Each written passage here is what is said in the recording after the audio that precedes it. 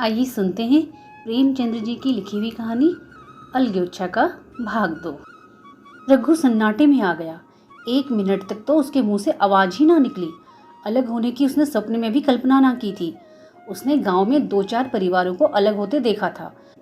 रोटी के साथ लोगों के हृदय भी अलग हो जाते हैं, अपने हमेशा के लिए गैर हो जाते हैं, फिर उसमें वही नाता रह जाता है जो गांव के और आदमियों में। रघु ने मन में ठान लिया था कि इस विपत्ति को घर में ना आने दूंगा, मगर होनहार के सामने उसकी एक ना चली। आह, मेरे मुंह में कालिक लगेगी। दुनिया यही कहेगी कि बाप के मर जाने पर 10 साल भी एक में निभा ना हो सका। फिर किससे अलग हो जाऊं? जिनको गोद में खिलाया, जिनको बच्चों की तरह पाला, जिनके लिए तरह तरह के कष्ट झेले, उन्हीं से अलग हो जाऊं? अपने प्यारों को घर से निकाल कर बाहर करूं? उसका गला फंस गया। कांपते हुए स्वर में बोला, तू क्या चाहती है कि मैं अपने भाइयों से अलग हो जाऊं? भला सोच तो, कहीं मुंह दिखाने लायक रहूंगा? मुलिया, तो मेरा इन लोगों के साथ निभाना होगा। रघु, तो तू अलग हो जा, मुझे अपने साथ क्यों घसीटती है? मुलिया, तो मुझे क्या तुम्हारे घर में मिठाई मिलती है?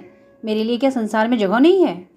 रघु, तेरी जैसी मर्जी, जहाँ चाहे रहे, मैं अपने घर वालों से अलग नहीं हो सकता। जिस दिन इस घर में 2 चूल्हे जलेंगे उस दिन मेरे कलेजे के 2 टुकड़े हो जाएंगे। मैं यहाँ चोट नहीं सह सकता। तुझे जो तकलीफ हो वह मैं दूर कर सकता हूँ। माल असबाब की मालकिन तो तू ही है, अनाज पानी तेरे ही हाथ है। अब रह क्या गया है? अगर कुछ काम धंधा नहीं करना चाहती तो मत कर। भगवान ने मुझे समाई दी होती तो तुझे तिनका तक न उठाने देता। तेरे यह सुकुमार हाथ पांव मेहनत मजूरी करने के लिए बनाए ही नहीं गए हैं। मगर क्या करूं, अपना कुछ बस ही नहीं है। फिर भी तेरा जी कोई काम करने को ना चाहे तो मत कर, मगर मुझसे अलग होने को ना कहे, तेरे पैरों पड़ता हूँ। मुलिया ने सिर से आंचल खिसकाया और जरा समीप आकर बोली, मैं काम करने से नहीं डरती, ना बैठे बैठे खाना चाहती हूँ, मगर मुझसे किसी की धौंस नहीं सही जाती। तुम्हारी ही काकी घर का कामकाज करती है तो अपने लिए करती है, अपने बाल बच्चों के लिए करती है, मुझ पर कुछ एहसान नहीं करती। फिर मुझ पर धौंस क्यों जमाती है? उन्हें अपने बच्चे प्यारे होंगे, मुझे तो तुम्हारा आसरा है। मैं अपनी आंखों से यह नहीं देख सकती कि सारा घर तो चैन करे, जरा जरा से बच्चे तो दूध पिए, और जिसके बलबूते पर गृहस्थी थमी हुई है वह मट्ठे को तरसे, कोई उसका पूछने वाला ना हो। जरा अपना मुंह तो देखो, कैसी सूरत निकल आई है। औरों के तो 4 बरस में अपने पट्टे तैयार हो जाएंगे, तुम तो 10 साल में खाट पर पड़ जाओगे। बैठ जाओ, खड़े क्यों हो? क्या मार कर भगाओगे? मैं तुम्हें जबरदस्ती ना बांध लूंगी। यहाँ ऐसे निर्मोहियों से पाला पड़ेगा तो इस घर में भूल से ना आती भी तो मन ना लगाती। मगर अब तो मन तुमसे लग गया। घर भी जाऊं तो मन यहाँ रहेगा, और तुम जो हो मेरी बात नहीं पूछते। मुलिया की ये रसीली बातें रघु पर कोई असर ना डाल सकी। वह उसी रुखाई से बोला, मुलिया, मुझसे यह ना होगा। अलग होने का ध्यान करते ही मेरा मन ना जाने कैसा हो जाता है। यह चोट मुझसे ना सही जाएगी। मुलिया ने परिहास करके कहा, तो चूड़ियाँ पहनकर अंदर बैठो ना, लाओ मैं मूछें लगा लूँ। मैं तो समझती थी कि तुम में भी कुछ कसबल है, अब देखती हूँ तो निरे मिट्टी के लौंदे हो। पन्ना दलान में खड़ी दोनों की बातचीत सुन रही थी। अब उससे रहा ना गया, सामने आकर रघु से बोली, जब वह अलग होने पर तुली हुई है फिर तुम क्यों उसे जबरदस्ती मिलाए रखना चाहते हो? तुम उसे लेकर रहो, हमारे भगवान मालिक हैं। जब महतो मर गए थे और कहीं पत्ती की भी छान आती, जब उस भगवान ने निभा दिया तो अब क्या डर? अब तो भगवान की दया से तीनों लड़के सयाने हो गए हैं, अब कोई चिंता नहीं। रघु ने आंसू भरी आंखों से पन्ना को देखकर कहा, काकी, तू भी पागल हो गई है क्या?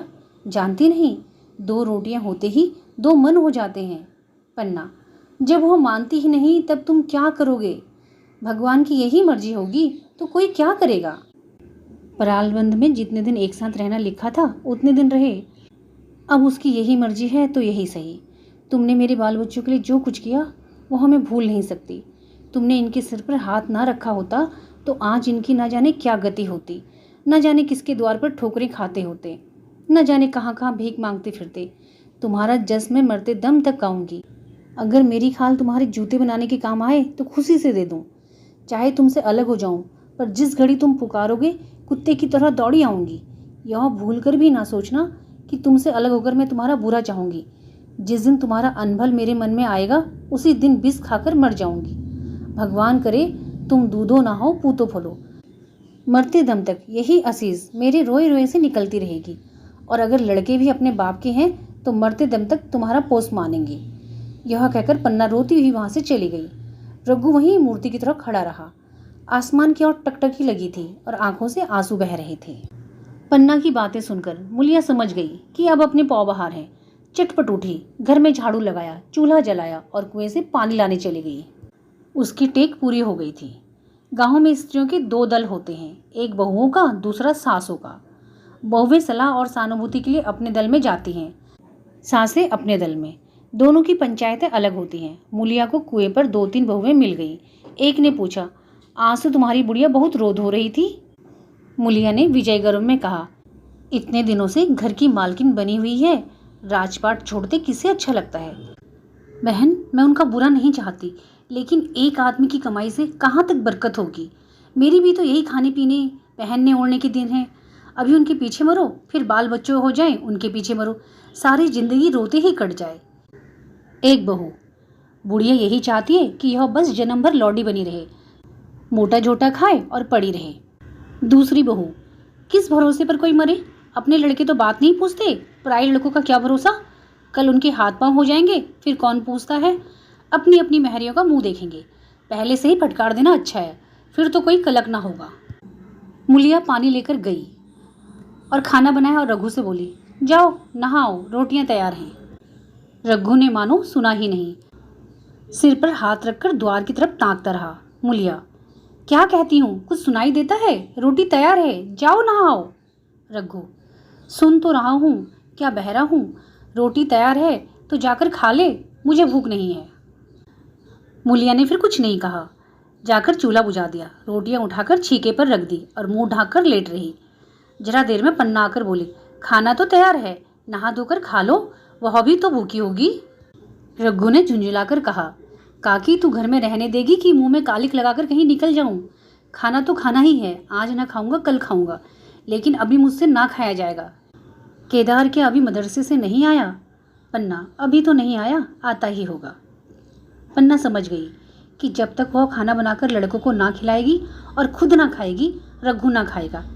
इतना ही नहीं, उसे रघु से लड़ाई करनी पड़ेगी, उसे जली कटी सुनानी पड़ेगी, उसे यह दिखाना पड़ेगा कि मैं ही उससे अलग होना चाहती हूँ, नहीं तो वह इसी चिंता में घुल घुल कर प्राण दे देगा। यह सोचकर उसने अलग चूल्हा जलाया और खाना बनाने लगी। इतने में केदार और खन्नू मदरसे से आ गए।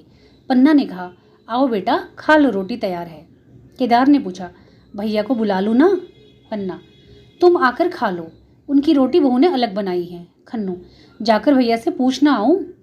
पन्ना, जब उनका जी चाहेगा खाएगा, तू बैठकर खा। तुझे इन बातों से क्या मतलब? जिसका जी चाहेगा खाएगा, जिसका जी ना चाहेगा ना खाएगा। जब वह और उसकी बीवी अलग रहने पर तुले हैं तो कौन मनाए? केदार, तो क्यों अम्मा जी, क्या हम अलग घर में रहेंगे?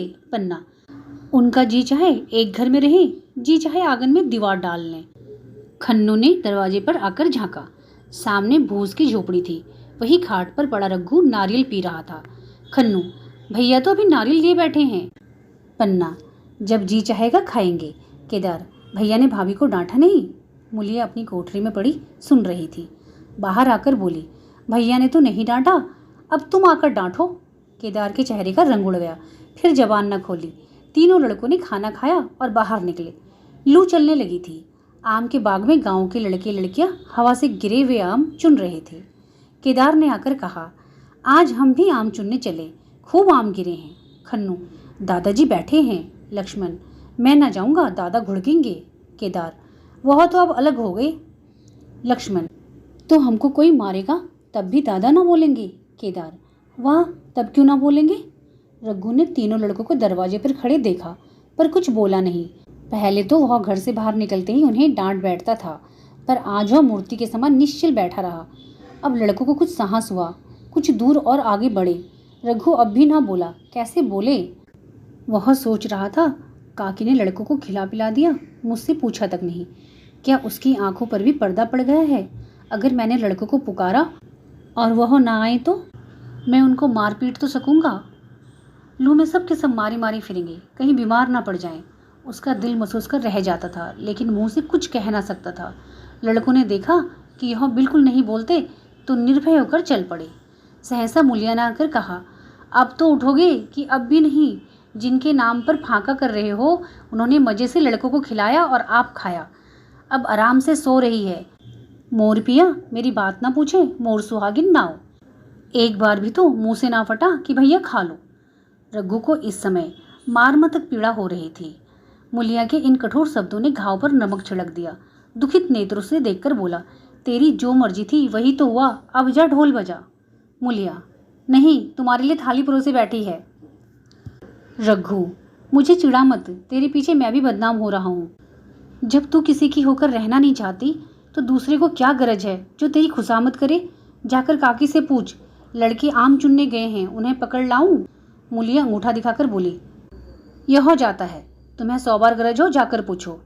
इतने में पन्ना भी भीतर से निकल आई। रघु ने पूछा, लड़के बगीचे में चले गए काकी, लू चल रही है। पन्ना, अब उनका कौन पुस्तर है। बगीचे में जाएं, पेड़ पर चढ़ें, पानी में डूबें, मैं अकेली क्या क्या करूं। रघु, जाकर पकड़ लाऊं? पन्ना, जब तुम्हें अपने मन से नहीं जाना है तो फिर मैं जाने को क्यों कहूँ। तुम्हें रोकना होता तो रोक ना देते, तुम्हारे सामने ही तो गए होंगे। पन्ना की बात पूरी ना हुई थी कि रघु ने नारियल कोने में रख दिया और बाग की तरफ चला। रघु लड़कों को लेकर बाग से लौटा तो देखा मुलिया अभी तक झोपड़ी में खड़ी है। बोला, तू जाकर खा क्यों नहीं लेती, मुझे तो इस बेला भूख नहीं है। मुलिया ऐंठ कर बोली, हाँ भूख क्यों लगेगी, भाइयों ने खाया, वह तुम्हारे पेट में पहुंच ही गया होगा।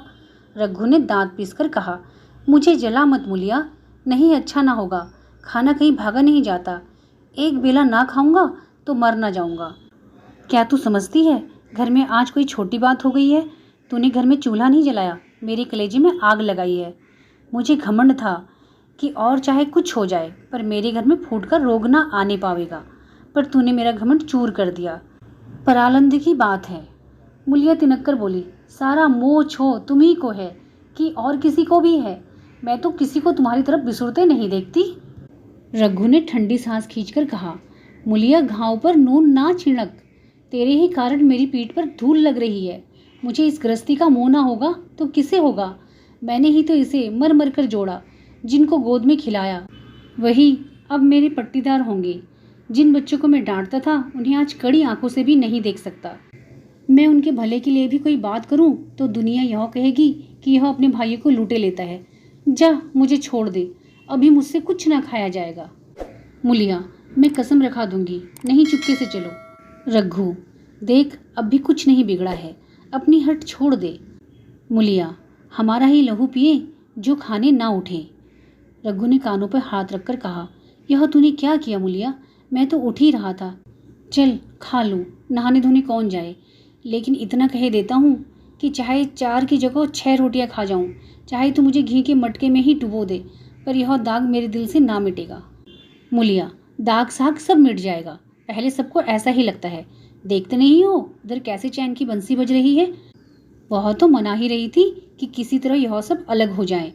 अब वह पहले की सी चांदी तो नहीं है कि जो कुछ घर में आवे सब गायब। अब क्यों हमारे साथ रहने लगी। रघु ने आहत स्वर में कहा, इसी बात का तो मुझे गम है, काकी से ऐसी आशा ना थी। रघु खाने बैठा तो कौर विष के घूंट सा लगता था, जान पड़ता था रोटियां भूसी की हैं, दाल पानी सी लगती थी, पानी भी कंठ के नीचे ना उतरता था। दूध की तरफ देखा तक नहीं, 2-4 ग्रास खाकर उठाया, जैसे किसी प्रियजन के श्राद्ध का भोजन हो। रात का भोजन भी उसने इसी तरह किया। भोजन क्या किया, कसम पूरी की। रात भर उसका चित्त उद्विग्न रहा। एक अज्ञात शंका उसके मन पर छाई हुई थी, जैसे भोला महतो द्वार पर बैठा रो रहा हो। वह कई बार चौंक कर उठा, ऐसा जान पड़ा भोला उसकी ओर तिरस्कार की आंखों से देख रहा है। वह दोनों जून का भोजन करता था, पर जैसे शत्रु के घर। भोला की शोक मग्न मूर्ति आंखों से ना उतरती थी। रात को उसे नींद ना आती। वह गांव से निकलता तो इस तरह मुंह चुराए सिर झुकाए मानो गो हत्या की हो। 5 साल गुजर गए। रघु अब 2 लड़कों का बाप था। आंगन में दीवार खिंच गई थी, खेतों में मेड़े डाल दी गई थी और बैल बंधिए बांट दिए गए थे। केदार की उम्र अब 16 साल की हो गई थी। उसने पढ़ना छोड़ दिया था और खेती का काम करता था। खन्नू गाय चराता था। केवल लक्ष्मण अब तक मदरसे जाता था। पन्ना और मुलिया दोनों एक दूसरे की सूरत से जलती थी। मुलिया के दोनों लड़के बहुधा पन्ना ही के पास रहते, वहीं उन्हें उपटन मलती, वही काजल लगाती, वही गोद लिए फिरती। मगर मुलिया के मुंह से अनुग्रह का एक शब्द भी ना निकलता। न पन्ना ही इसकी इच्छुक थी। वह जो करती थी निर्ब्याज भाव से करती थी। उसके 2-2 लड़के कमाऊ हो गए थे। लड़की खाना पका लेती थी, वह खुद ऊपर का कामकाज कर लेती। इसके विरुद्ध रघु अपने घर का अकेला था, वह भी दुर्बल, अशक्त और जवानी में बूढ़ा। अभी आयु 30 वर्ष से अधिक ना थी, लेकिन बाल खिचड़ी हो गए थे, कमर भी झुक चली थी, खांसी ने जीर्ण कर रखा था। देखकर दया आती थी। और खेती पसीने की वस्तु है, खेतों की जैसी सेवा होनी चाहिए वह उससे ना हो पाती। फिर अच्छी फसल कहाँ से आती? कुछ ऋणी भी हो गया था। वह चिंता और भी मारे डालती थी। चाहिए तो यह था कि अब उसे कुछ आराम मिलता। इतने दिनों निरंतर परिश्रम के बाद सिर का बोझ कुछ हल्का होता, किंतु मूलिया की स्वार्थपरता और अदूरदृष्टता ने लहरती हुई खेती उजाड़ दी। अगर सब एक साथ रहते तो वह अब तक पेंशन पा जाता। मजे से द्वार पर बैठा हुआ नारियल पीता, भाई काम करता, वह सलाह देता, महतो बना फिरता, कहीं किसी से झगड़ा चुकाता, कहीं साधु संतों की सेवा करता। पर वह अवसर हाथ से निकल गया। अब तो चिंता भार दिन दिन बढ़ता जाता था। आखिर उसे धीमा धीमा ज्वर आने लगा। हृदय शूल, चिंता, कड़ी परिश्रम और अभाव का यही पुरस्कार है। पहले कुछ परवाह ना की, समझा आप ही आप अच्छा हो जाएगा। मगर कमजोरी बढ़ने लगी तो दवा की फिक्र हुई। जिसने जो बता दिया खा लिया। डॉक्टर और वैद्यों के पास जाने की सामर्थ्य कहाँ, और सामर्थ्य भी होती तो रुपए खर्च कर देने के सिवा और नतीजा ही क्या था। जीर्ण ज्वर की औषधि आराम है और पुष्टिकारक भोजन। ना वह बसंत मालती का सेवन कर सकता था और ना आराम से बैठकर बलवर्धक भोजन कर सकता था। कमजोरी बढ़ती ही गई। पन्ना को अवसर मिलता तो वह आकर उसे तसल्ली देती, लेकिन उसके लड़के अब रघु से बात भी ना करते थे। दवा दारू तो क्या करते, उसका और मजाक उड़ाते। भैया समझते थे कि हम लोगों से अलग होकर सोने की ईंटें रख लेंगे। भाभी भी समझती थी सोने से लद जाऊंगी। अब देखें कौन पूछता है, सिसक सिसक कर ना मरे तो कह देना बहुत हाय हाय भी अच्छी नहीं होती। आदमी उतना काम करे जितना हो सके, यह नहीं कि रुपए के लिए जान ही दे दे। पन्ना कहती रघु बेचारे का कौन दोष है। केदार कहता चल मैं खूब समझता हूँ, भैया की जगह मैं होता तो डंडे से बात करता। मजाल थी कि औरत यूं जिद करती। यह सब भैया की चाल थी, सब संधि बंदी बात थी। आखिर एक दिन रघु का टिमटिमाता हुआ जीवन दीपक बुझ गया। मौत ने सारी चिंताओं का अंत कर दिया। अंत समय उसने केदार को बुलाया था, पर केदार को ऊँख में पानी देना था। डरा कहीं दवा के लिए ना भेज दे, बहाना बता दिया। मुलिया का जीवन अंधकार में हो गया। जिस भूमि पर उसने मंसूबों की दीवार खड़ी की थी अब नीचे खिसक गई थी। जिस खूंटे के बल पर वह उछल रही थी वह उखड़ गया था। गांव वालों ने कहना शुरू किया, ईश्वर ने कैसा तत्काल दंड दिया। बेचारी मारे लाज के अपने बच्चों को लिए रोया करती। गांव में किसी को मुंह दिखाने का साहस ना होता। प्रत्येक प्राणी उसे यह कहता हुआ मालूम होता था, मारी घमंड की धरती पर पांव न रखती थी। आखिर सजा मिल गई कि नहीं। अब इस घर में कैसे निभा होगा, वह किसके सहारे रहेगी, किसके बल पर खेती होगी। बेचारा रघु बीमार था, दुर्बल था, पर जब तक जीता रहा अपना काम करता रहा। मारे कमजोरी के कभी कभी सिर पकड़कर बैठ जाता और जरा दम लेकर फिर हाथ चलाने लगता। सारी खेती तहस नहस हो रही थी, उसे कौन संभालेगा। अनाज की डांठें खलियान में पड़ी थी, ऊँख अलग सूख रही थी। वह अकेली क्या क्या करेगी। फिर सिंचाई अकेले आदमी का तो काम नहीं, 3-3 मजदूरों को कहाँ से लाए। गांव में मजदूर थे ही कितने। आदमियों के लिए खींचातानी हो रही थी, क्या करे क्या ना करे। इस तरह 13 दिन बीत गए। क्रियाक्रम की छुट्टी मिली। दूसरे ही दिन सवेरे मुलिया ने दोनों बालकों को गोद में उठाया और अनाज मांडने चली। खलियान में पहुंचकर उसने एक को तो पेड़ के नीचे घास के नरम बिस्तर पर सुला दिया और दूसरे को वहीं बिठाकर अनाज मांडने लगी। बैलों को हाँकती थी और रोती थी। क्या इसलिए भगवान ने उसको जन्म दिया था। देखते देखते क्या से क्या हो गया। इन्हीं दिनों पिछले साल भी अनाज मांडा गया था। वह रघु के लिए लोटे में शरबत और मटर की घुगनी लेकर आई थी। आज कोई उसके ना आगे है ना पीछे, लेकिन किसी की लौंडी तो नहीं हूँ। उसे अलग होने का अब भी पछतावा ना था। एकाएक छोटे बच्चे का रोना सुनकर उसने उधर ताका तो बड़ा लड़का उसे चुमकार कर कह रहा था, भैया चुप रहो चुप रहो। धीरे धीरे उसके मुंह पर हाथ फेरता था और चुप करने के लिए विकल था। जब बच्चा किसी तरह ना चुप हुआ तो वह खुद उसके पास लेट गया और छाती से लगाकर प्यार करने लगा। मगर जब यह प्रयत्न भी सफल न हुआ तो वह रोने लगा। उसी समय पन्ना दौड़ी आई और छोटे बालक को गोद में उठाकर प्यार करती हुई बोली, लड़कों को मुझे क्यों ना दे आई बहू। हाय हाय, अभी बेचारा धरती पर पड़ा लौट रहा है। जब मैं मर जाऊं तो जो चाहे करना, अभी तो जीती हूँ। अलग हो जाने से बच्चे तो नहीं अलग हो गए। मूलिया ने कहा, तुम्हें भी तो छुट्टी नहीं थी अम्मा, क्या करती। पन्ना, तो तुझे यहाँ आने की ऐसी क्या जल्दी थी। डांट मार ना जाती। 3 लड़के तो हैं और किस दिन काम आएंगे। केदार तो कल ही मारने को कह रहा था, पर मैंने कहा पहले ऊख में पानी दे लो फिर अनाज मारना। मड़ाई तो 10 दिन बाद भी हो सकती है। ऊख की सिंचाई ना हुई तो सूख जाएंगी। कल से पानी चढ़ा हुआ है, परसों तक खेत पुर जाएगा, तब मंडाई हो जाएगी। तुझे विश्वास ना आवेगा, जब से भैया मरे हैं केदार को बड़ी चिंता हो गई है। दिन में 100 बार पूछता है, भाभी बहुत रोती तो नहीं है, देख लड़के भूखे तो नहीं हैं। कोई लड़का रोता है तो दौड़ा आता है, देख अम्मा क्या हुआ, बच्चा क्यों रोता है। कल रोकर बोला, अम्मा मैं जानता कि भैया इतनी जल्दी चले जाएंगे तो उनकी सेवा कर लेता। कहाँ जगाए जगाए उठता था, अब देखती हूँ पहर रात से उठकर काम में लग जाता है। खन्नू कल जरा सा बोला, पहले हम अपनी ऊँख में पानी दे लेंगे तब भैया की ऊँख में देंगे।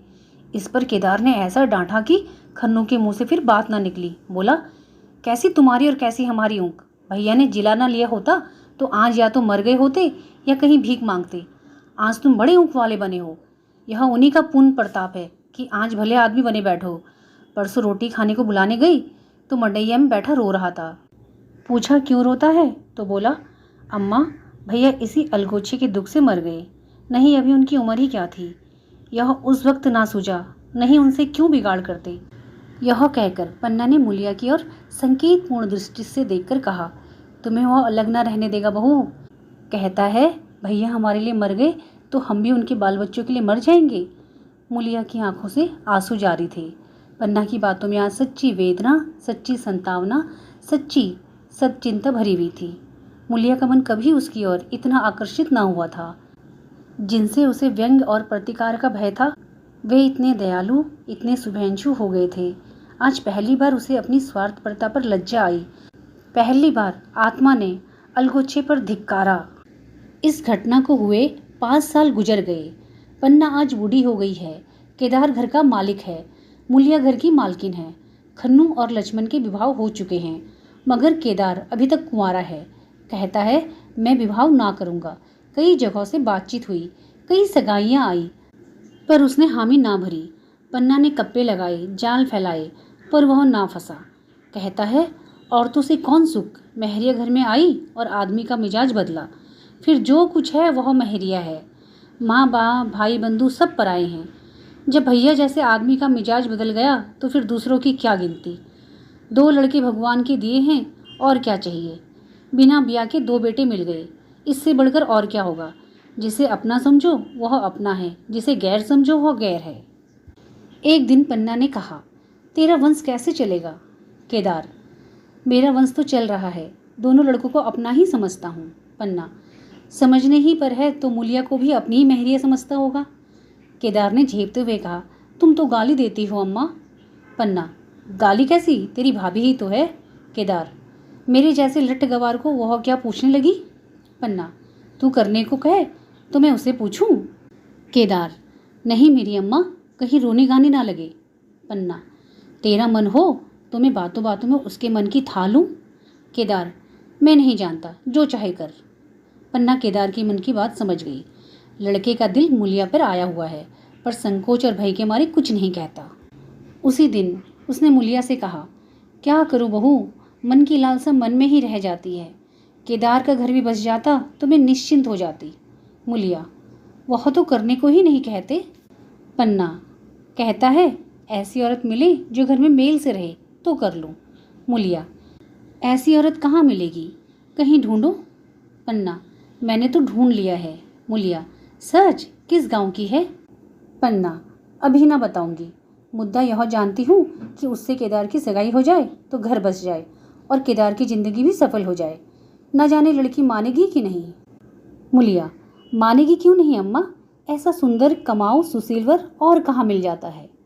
उस जन्म का कोई साधु महात्मा है नहीं तो लड़ाई झगड़े के डर से कौन बिना ब्याह रहता है।